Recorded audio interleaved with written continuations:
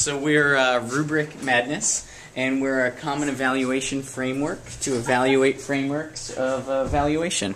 And I'll let Justin tell you a little bit about how we're going to do that in a classroom setting. So teachers have the opportunity to access a virtual immersive environment where they see students conducting different kinds of performances of understanding. So like this student is doing a Christmas bird count project, and this student is doing a presentation where she's broadcasting using her mobile device to give a presentation. And associated with each of the student performances of understanding is a series of rubrics. And so teachers who are viewing and interested in particular projects can indicate which rubrics they think are most effective for evaluating the student mastery of the skills. And the system tracks the teacher preferences for particular rubrics. And so over time, we identify which rubrics are the most effective tools for evaluating these particular kinds of performances of skills.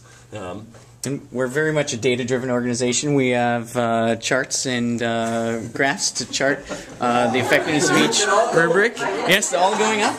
And then we have a tournament framework. This is the madness aspect where we're bringing sense and squaring off rubrics head-to-head to see which is the best rubric of success for your particular example. And over time, we evolved the gold standard of performance rubrics.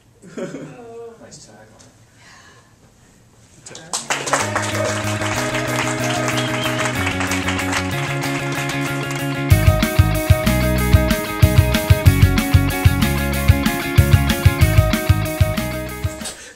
Welcome to Learners Empowerment Radio. All learners, all the time. Brought to you by the Justin Bieber for God Political Action Committee. Hi, we are the Learner Empowerment Radio. So this is a radio where a learner can actually broadcast their idea about what they want to learn next year. What about if learners were the people that actually deciding what has to be taught in the class? So how can we actually move learners' voices into dialogue with teachers? So here we have a learner talking and two teachers listening, and how can we enter in a dialogue through the Learners Empowerment Radio?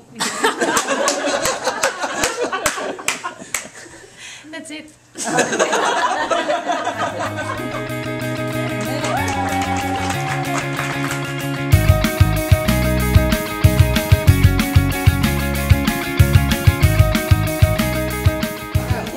So our prototype is building upon the eHarmony for OER, our project and website portals called arrows.net, connecting you to resources you will love.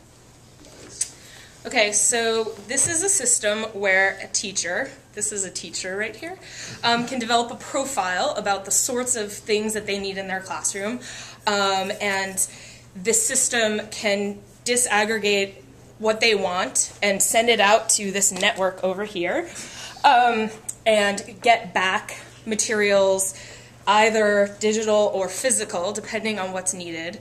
And I'll go back over to you for that.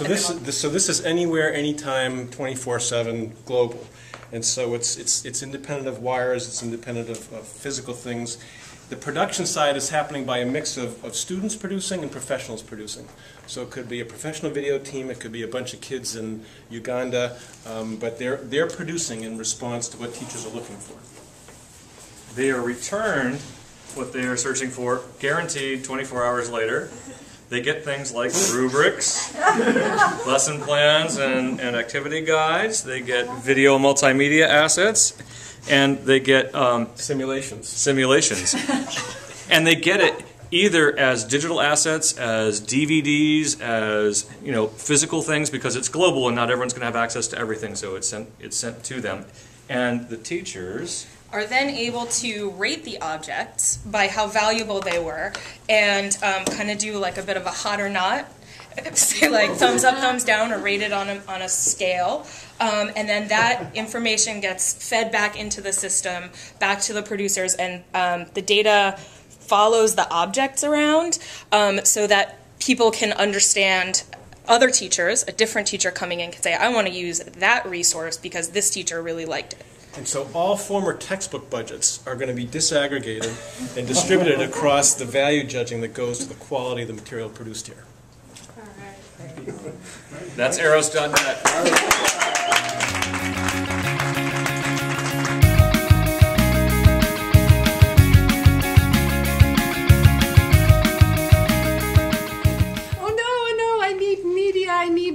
Content, and it needs to be high quality. I need this and I need it this next week. I'll just call and connect in with Go OER or GUR.org. The teacher is attached to the bottom of the very messy network of the internet. Fortunately, her signal travels to the top, to the GUR squad.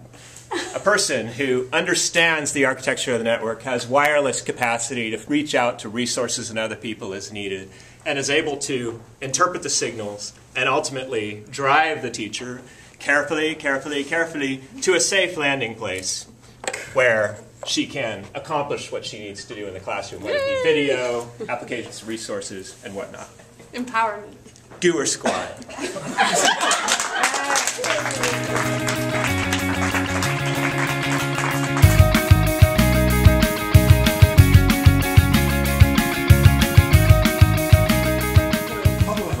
Was to find a tool or an engine to discover and find the appropriate OER or digital resources. And we have come up with a tool or technology like Google, but smarter and better. And what you see, it's called supersites. It's here personified by this person. Like a super, he's a supersite. And what you see here is all kinds of digital content. The black ones is proprietary software, proprietary content, and the white ones is OER. And there's one pink one. This is the one he discovered for Carrie for a particular course. Because we have devised the tool using metadata. An intelligent system, a social system of metadata, a tagging of content with metadata by the users. The users being groups of teachers themselves, but also the pupils. And it's being stored automatically and generated up to a very large, what is called? I don't know the English word exactly. Repository. Okay, it came finally. And here it's a simple solution, but like we said, like Google, but fit to education.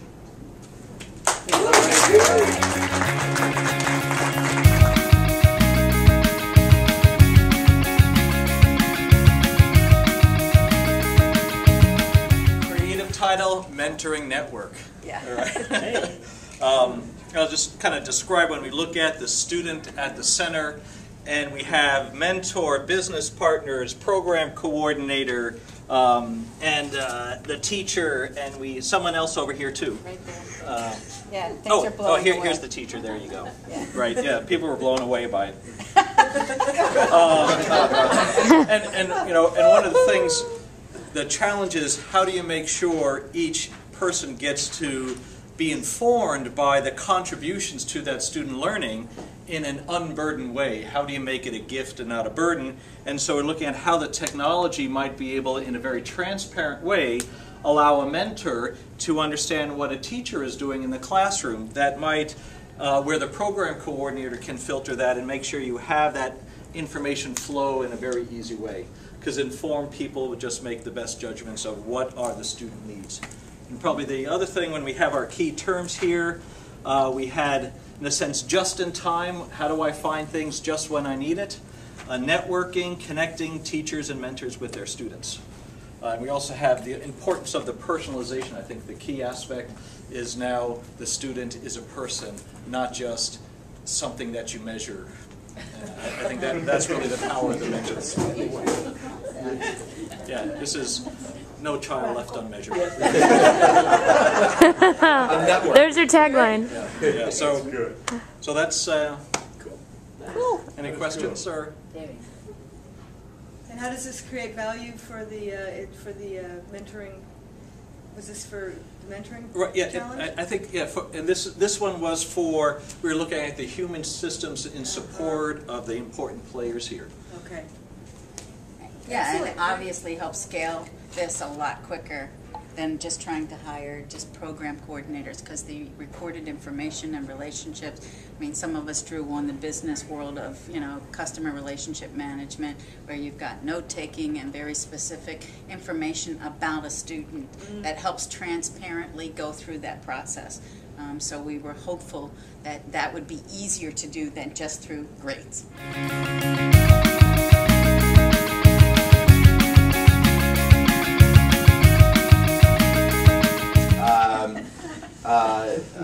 It's the octopus of content knowledge for our mentoring network.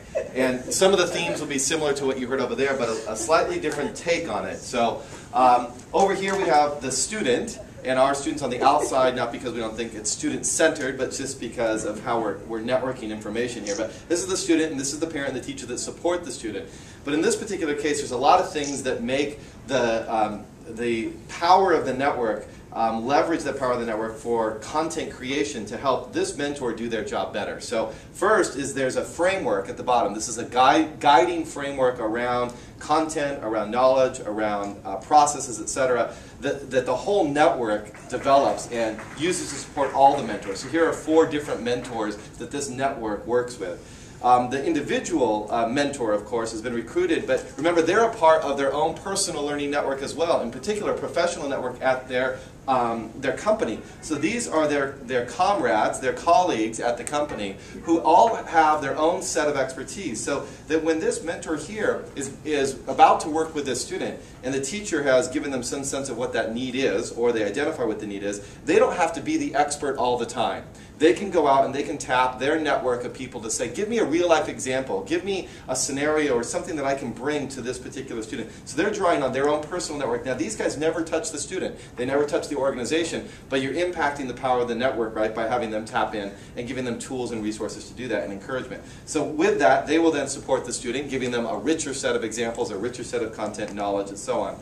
All of that, again, is facilitated by the main organization that Mentor Plus facilitates. And of course, they also have their own network, right? They have content, they have partners, some of which are content partners and tools, who have their own networks. So their whole job here is to continually be out there gathering new OER resources and other partners to bring back down and share with their mentors as well. So the whole puss is designed for networking and content sharing in a very distributed fashion, all to benefit the student over here.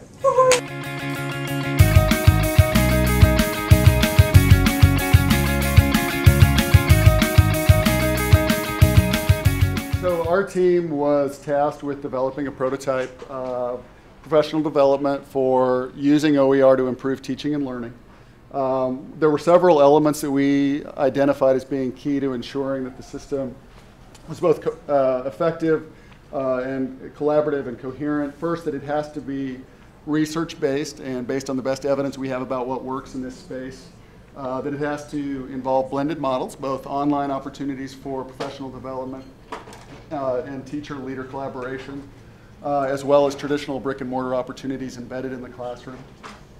Third, it has to be about communities and really promoting collaboration, both across higher education and the orbit of K-12 institutions, and ensuring that the pipeline between the two involves both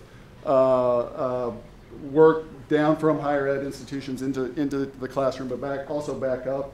And the goal really is focused on ensuring that teachers are most effectively using open educational resources to improve the classroom experience and improve student achievement and close achievement gaps.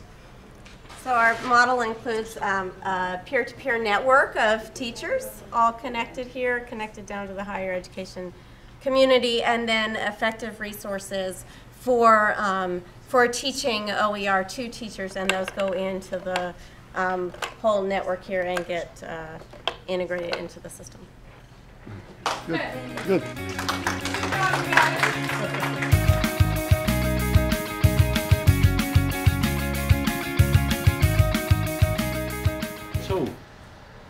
This is Esther's Yelp for Learning. And this is our bright star, our bright teacher, Esther. And we are doing everything to support her.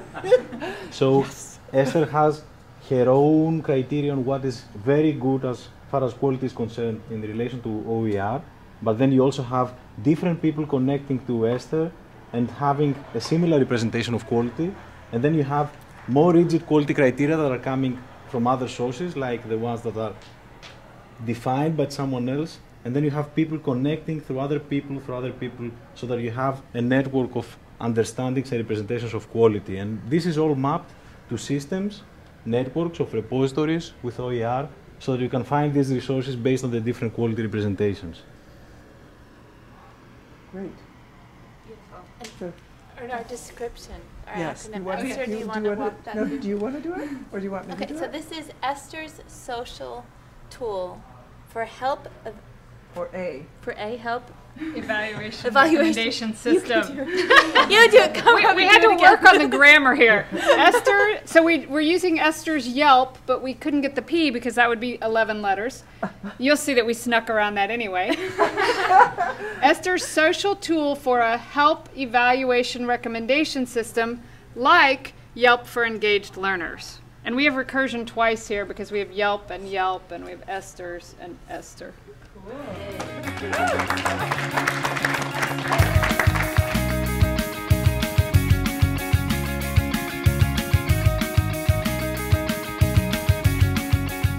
Okay, welcome to the launch of SEAL. Students engaged in assessment and learning. Getting the seal of approval from who really matters in this game, the learner. So we've got the learner at the center. The learner is able to draw on the world of resources and also their peers. It's very important that they can reach out to other learners. But they're in control. They give the messages. And those messages go back and reward star teachers like Delana by giving them lots of rewards. But underneath it all is the vast mass of the cloud that gives you all of those resources that go beyond the formal. No more are you tied to the limits of what a school can give you as a learner. You can reach out to the world and let it know what you think.